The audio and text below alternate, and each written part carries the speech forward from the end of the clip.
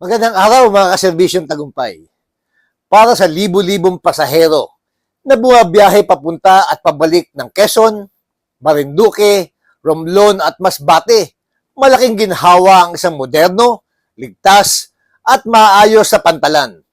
Kaya naman patuloy ang modernisasyon ng mga pangunahing seaport sa bansa upang mapabilis ang paglalakbay, mapalakas ang connectivity ng mga rehiyon at mapabuti ang karanasan ng bawat biyahero. Narito ang magandang balita.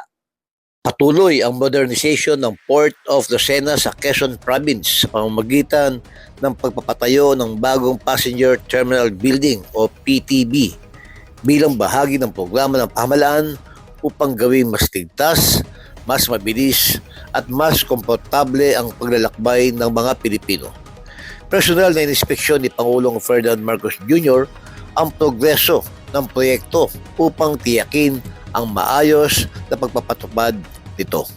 Mahigit 90% ng kumpleto ang bagong terminal na magsisilbing pangunahing gateway ng mga biyahero patungo sa mga lalawigan ng Marinduque, Masbate at Romblon. Kapag natapos, magkakaroon ito ng mas malawak na pre-departure area, 928 upuan para sa mga pasahero, mas maayos na ticketing counters, nursing room, prayer room at iba pang pasilidad na magbibigay ng higit na kaginhawaan sa publiko. Nilagyan din ang terminal ng solar panel system bilang bahagi ng pagsusulong ng mas epesyente at environment-friendly na operasyon ng pantalan. Sa pamamagitan ng mga makabagong pasilidad na ito, inaasahang mas magiging organisado ang daloy ng mga pasahero, mababawasan ang pagsiksikan at higit na mapapahusay ang kaligtasan at kalidad ng serbisyo.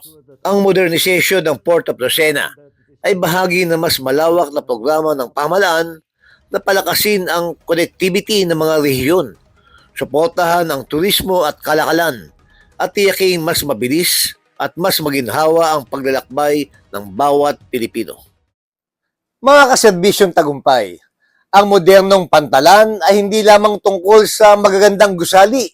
Ito ay tungkol sa mas ligtas na biyahe, mas mabilis na serbisyo at mas magandang karanasan para sa bawat pasahero. Sa bawat proyektong nagpapahusay ng ating transportasyon, mas napapalapit ang mga komunidad, mas lumalago ang ekonomiya at mas nagiging maginhawa ang buhay ng bawat Pilipino.